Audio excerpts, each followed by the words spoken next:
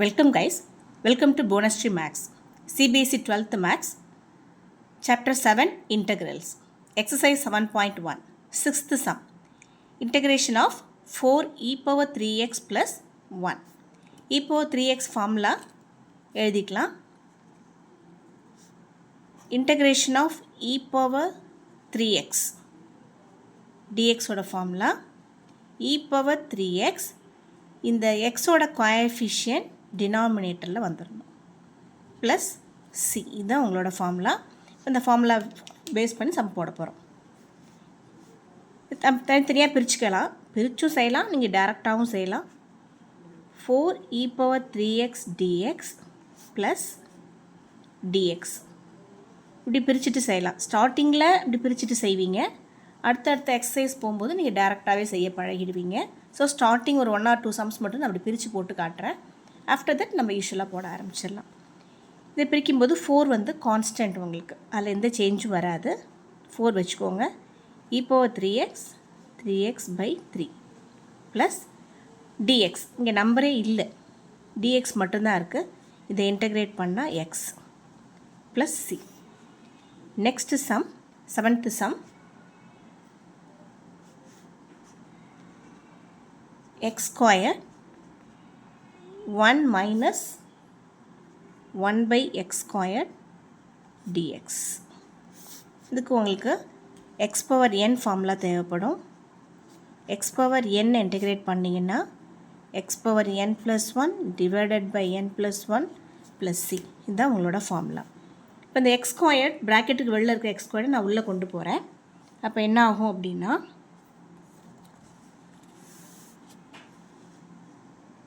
இதால் இதையும் மல்டிப்ளை பண்ண போகிறோம். x squared into 1 x squared minus இது உள்ளர போகும்போது x squared into 1 by x squaredன்னு ஆகும். இதுவும் கேன்சல் ஆகிடும். ஸோ உங்களோட ஆன்சர் x squared minus 1 dxன்னு இருக்கும். இப்போ நீங்கள் லாஸ்ட் சம்மில் போட்ட மாதிரி தனித்தனியாக பிரிச்சுட்டும் போடலாம், இல்லை அட் அ டைம் கூட நீங்கள் போட்டுடலாம். இப்போ x squared பண்ணும்போது 2 plus 1 divided by 2 plus 1 1 பண்ணும்போது x c. இன்டகிரேஷன் முடிஞ்சோன்னா ப்ளஸ் c போட்டுக்கணும். உங்கள் answer x cube by 3 minus x plus c.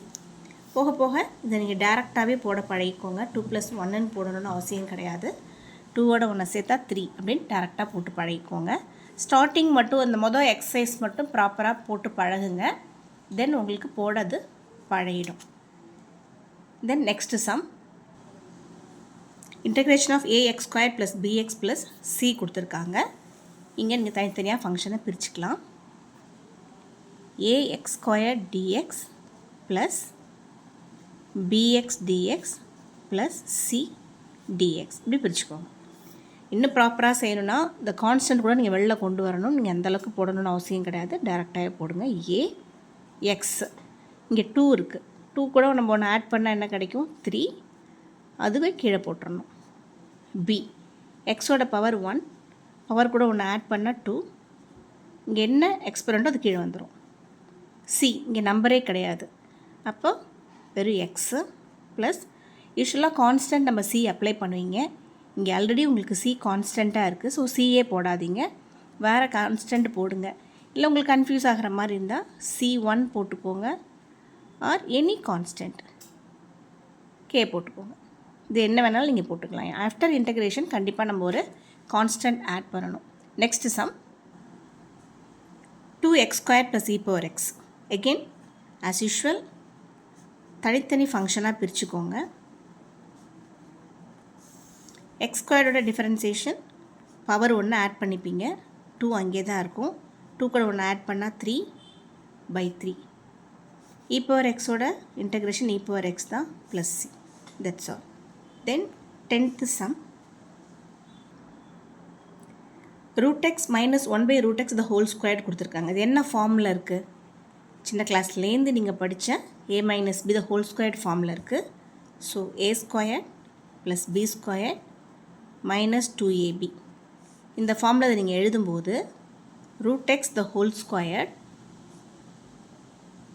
plus 1 by root x the whole square minus 2 into root x into 1 by root x. இப்படி நீங்கள் எழுதணும்.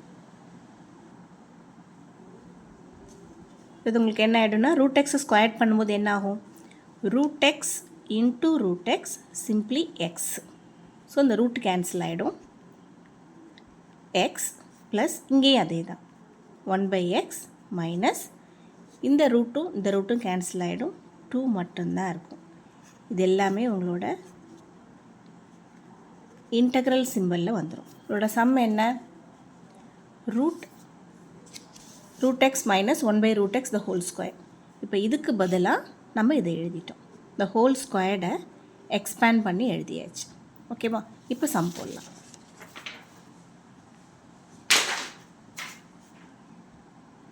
x dx minus dx minus 2 dx. தனித்தனியாக ஃபங்க்ஷனை பிரித்தாச்சு. இப்போ எக்ஸை பண்ணும்போது இதோட பவர் 1 ஆட் பண்ணுவீங்க. எக்ஸ் ஸ்கொயர்ட் பை 2 1 பை எக்ஸோட இன்டகிரேஷன் என்ன? 1 by x dxோட integration log x plus c.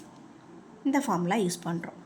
உங்களுக்கு தெரியணுங்கிறதுக்காக நான் ஃபார்முலாஸ் எல்லாம் பிங்க் கலரில் எழுதுகிறேன். ஃபார்முலாஸ் தெரிஞ்சவங்க டேரெக்டாக உங்களுக்கு தெரியும் ஆல்ரெடி. புதுசாக பார்க்குறாங்க ஃபார்முலாஸ் யூஸ் ஆகுமே சைடில் நான் எழுதுகிறேன். log x minus 2 dx பண்ணும்போது x plus c. That's your answer. Then next sum. x cube plus 5x squared minus 4 divided by x squared. இப்போ தனித்தனியாக பிரிக்கும்போது இந்த டினாமினேட்டர் சேர்ந்து பிரியும். நம்ம எப்படி போடுறோம்னா x cube by x squared 5x squared by x squared minus 4 by x squared. டினாமினேட்டர்ஸை எல்லா டேர்முக்கும் separate பண்ணிட்டீங்க. இப்போ இந்த x ஸ்கொயர்டும் இந்த 3ல் 2x போயிட்டு மீதி ஒரு x இருக்கும். x squared கேன்சல் ஆகிடும். உங்களோட function x plus 5 minus 4 by x squared dxன்னு இருக்கும்.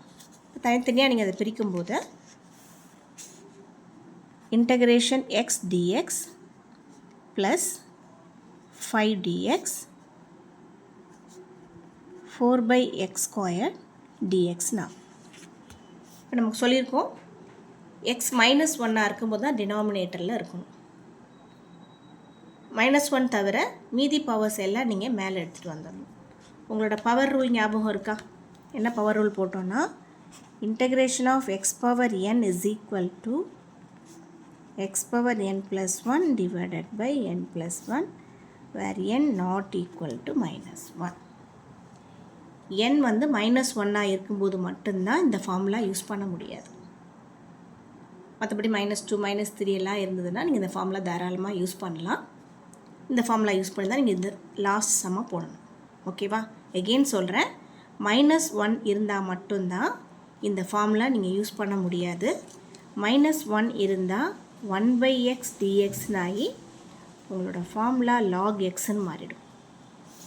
மற்றபடி x -2 x -3லாம் உங்களால் இதே ஃபார்முலா யூஸ் பண்ணி நம்ம இன்டகிரேட் பண்ணலாம். நான் திருப்பி அதை எழுதிக்கிறேன். நெக்ஸ்ட் ஸ்டெப்பில் உங்களுக்கு ஃபார்முலா போட்டு காட்டுறேன். இதெல்லாம் டேரெக்டாக பண்ணலாம், இதை பண்ண முடியாது. ஸோ மூணையுமே மாற்றிட்டு நெக்ஸ்ட் ஸ்டெப்பில் நான் இன்டகிரேட் பண்ணி காட்டுறேன். -2 dx கீழே இருக்கிற இந்த எக்ஸ் ஸ்கொயர்ட் மேலே வரும்போது x power -2ன்னு ஆகிடும். இப்போ எல்லாமே இன்டகிரேட் பண்ண ரெடி ஆயிடுச்சு. இப்போ நம்ம இன்டகிரேட் பண்ணலாம். எக்ஸை இன்டகிரேட் பண்ணால் x squared by 2 5 dx integrate பண்ணால் 5x 4. இந்த இடத்துல நம்ம என்ன பண்ணணும்? +1 ஆட் பண்ணுவீங்க. இப்போ +1 ஆட் பண்ணும்போது இப்படி ஆகிடும். இங்கெல்லாம் ப்ளஸ் நான் டேரெக்டாக ஆட் பண்ணிவிட்டேன். ஒன்று நெகட்டிவ் ஒன்று பாசிட்டிவ் வரதுனால இது தனியாக நான் உங்களுக்கு போட்டு காட்டுறேன். +c. உங்கள் answer x squared by 2 plus 5x minus 4. -2ல் +1 போயிடுச்சுன்னா ரிமைனிங் என்ன இருக்கும்?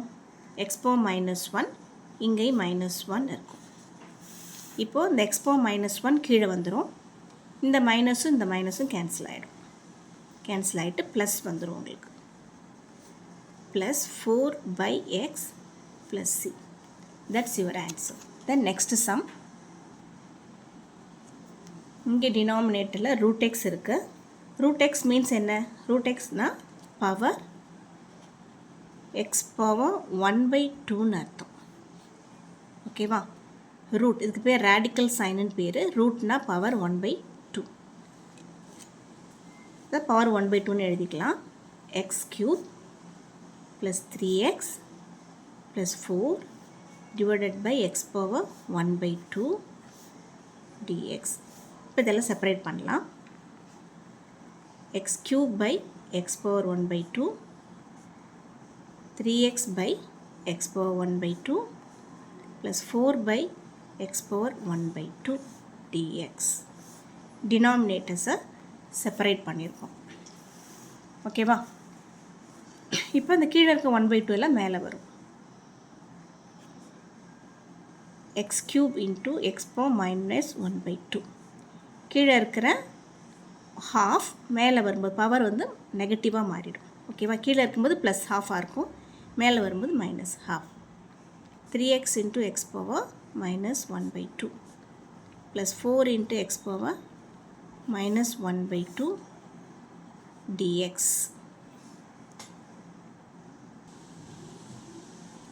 லாஸ் ஆஃப் எக்ஸ்பனன்ட்ஸ் படிச்சிருப்பீங்க இல்லையா? லாஸ் ஆஃப் எக்ஸ்பனன்ட்ஸ் என்ன?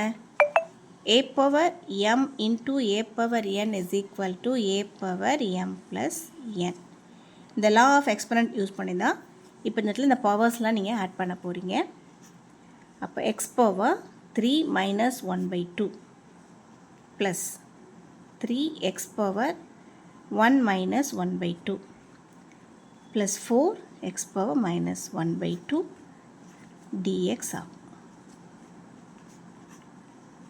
இதில் என்ன பண்ணணும்? எல்சிஎம் எடுக்கணும். எல்சிஎம் எடுத்தால் 3 minus 1/2 என்ன ஆகும்? எல்சிஎம் எடுத்திங்கன்னா இந்த 2 இங்கே போயிடும். 6 minus 1/2ன்னு ஆகிடும். உங்களோட பவர் 5/2. இந்த இடத்துல 1 minus 1/2ங்கும் போது எல்சிஎம் எடுப்பீங்க.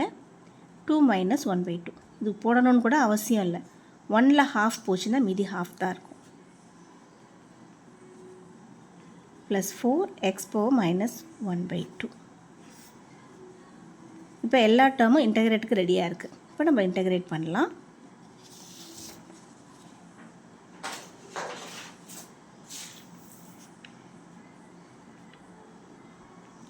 (5/2 + 1) divided by 5/2 + 1. நம்மளோட n வந்து 5/2. இப்போ n + 1 divided by n + 1. இங்கே n வந்து 1/2, n + 1 divided by n + 1. n -1/2 அது கூட 1 ஆட் பண்ணணும். எக்ஸ்பனண்ட் அப்படியே கீழே வந்துடும். Plus c. இப்போ பவர்ஸ் எல்லாம் நீங்கள் ஆட் பண்ணணும்.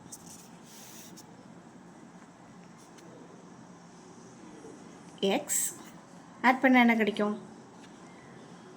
5/2 + 1 வந்திருக்கு. எல்சிஎம் எடுக்கும்போது 2ஆல் பண்ணுவீங்க. இப்போ இங்கேயும் 2 வந்துடும். ஸோ 5 + 2/2ன்னு வரும்.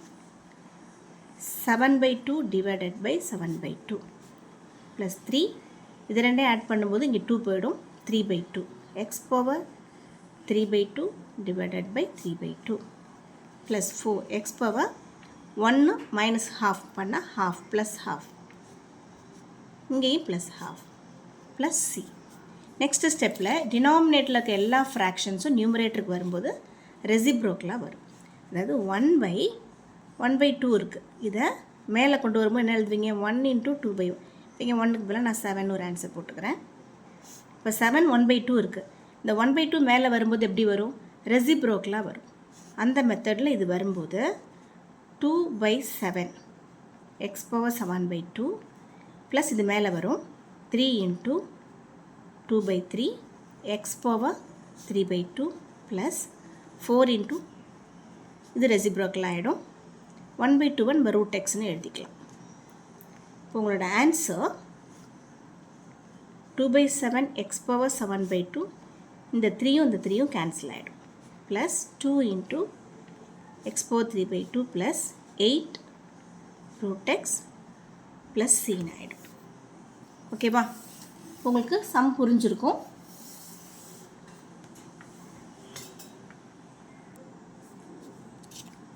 ஓகே கைஸ், இப்போ இந்த எக்ஸசைஸில் நம்ம 12 சம்ஸ் பார்த்துருக்கோம். ரிமைனிங் சம்ஸ் நெக்ஸ்ட் வீடியோவில் பார்க்கலாம். தேங்க்யூ கைஸ், தேங்க்யூ ஃபார் வாட்சிங். வீடியோ பிடிச்சிருந்ததுன்னா லைக் பண்ணுங்கள், கமெண்ட் பண்ணுங்கள். தேங்க்யூ கைஸ், தேங்க்யூ ஃபார் வாட்சிங்.